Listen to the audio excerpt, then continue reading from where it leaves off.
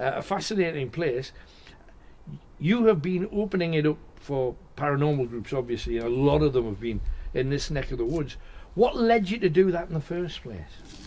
Well, that was actually the previous administration to me who kind of started it, but I think it was just one group saw the building, they heard some of the history, and it's been word of mouth.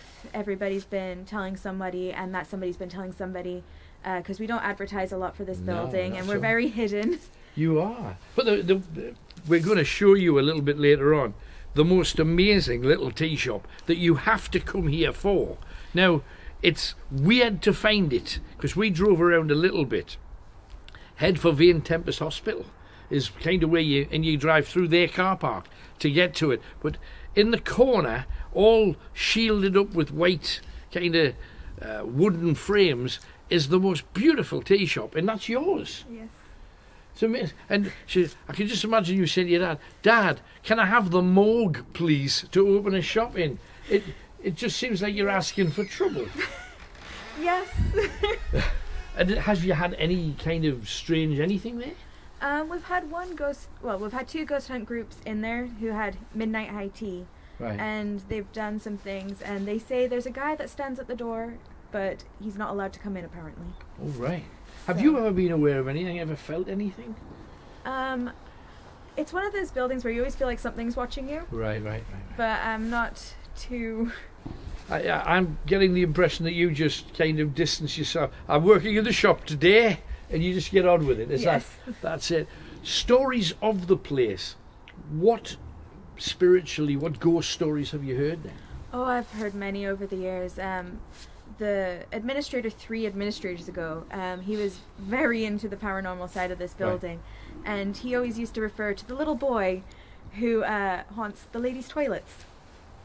Right. So that's always an interesting one. He says it's a little wartime boy, and he's seen him many times. Right.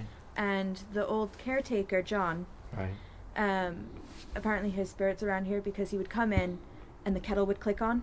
All right. And he said that's what John did every morning. He would come in and click the kettle on. Get your cup of tea. Come on. Well, you would.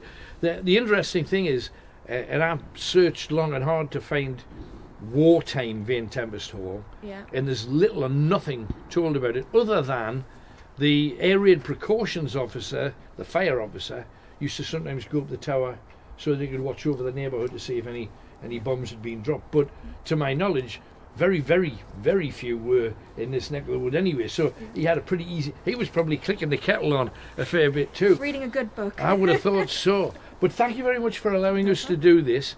We found out a lot of juice about this area, and we don't just cover the hall, we cover the area around the hall, which is cool. Tell us the thing about the haunted bridge. So there's a bridge and it leads to Pila Woods, and that's where they say the Grey Lady killed herself. Right. You probably know a lot more than me when it comes to them type of stories, but... She was killed on the edge of a wood and she had her head chopped off. Yes. By King Henry VIII. And her name was Anne Brazenell. There you go. So, anyway, tell you that story later on. Hopefully when we're there. Pila Woods, there's a couple of stories about Pila Woods. Oh, yes. Anywhere dark, there's normally a story.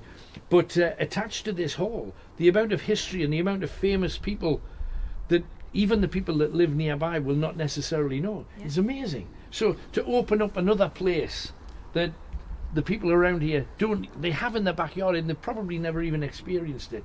It's just a really good thing to do. So thank you very much for that. Yeah. We're going to make our way. We're going to rock straight on. Thank you. I know you. What Megan does now is she hides in a dark room over yonder to let us do our thing and thinks, oh God, I wish they were finished. But we'll be finished. But thank you, darling.